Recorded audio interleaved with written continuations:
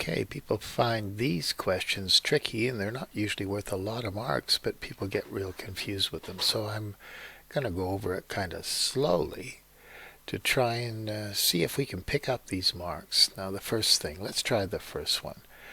For which values of x, so there's your x-axis, so what values along here are going to make this happen, that f is less than g.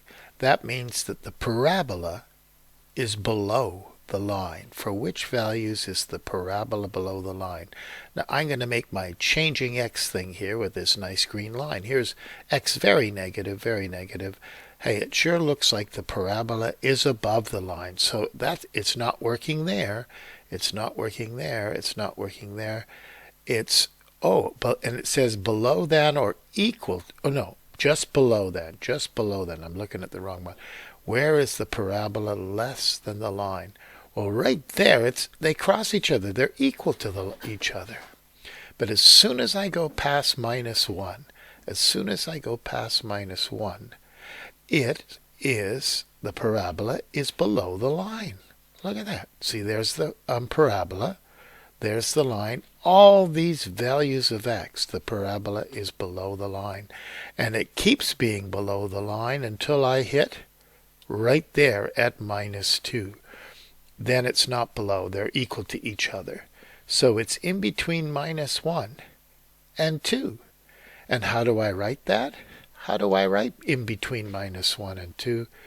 I write x is less than 2, but greater than 1. And you have to put the inequalities symbols like this so they're pointing the same way. Smaller than one number, but bigger than another. That's the region, the values of x that make that true, where the parabola is below the line, where it's less than the x. Okay. Now the next one's even a little bit more tricky because it's got g prime of x, which means the gradient.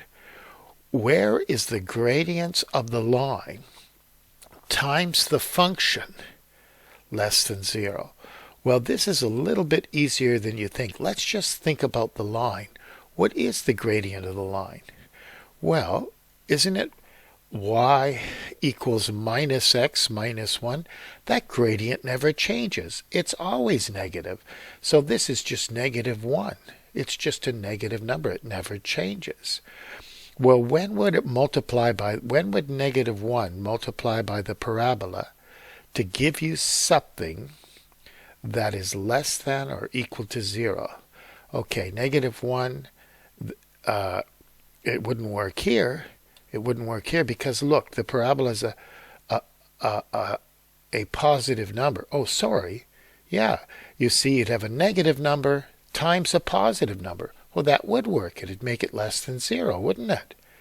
That's right. So all the way here, you'd have a plus, a positive times a negative that would make it less than 0. And now when I hit negative 1, they're equal to each other, so it would equal 0. But on this side, I've got a negative value for f, and this is always staying negative 1, this gradient of g. It's always, so that'll give me a positive. So it's not working, it's not working. It's not working. Look, f is negative, so a negative times a negative is positive. When does it start working?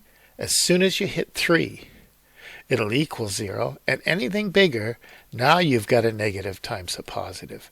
So the whole deal is, when does it work? When does it work? We can look at it again. A positive times this negative gradient, a positive value, it stops working at 3 right there. Oop, I moved my 3. There's the 3 right there. It stops working right there. And it doesn't work, but it starts working. So when x is less than minus 1, or when x is bigger than 3, right there, those are our values. So that's how you write it.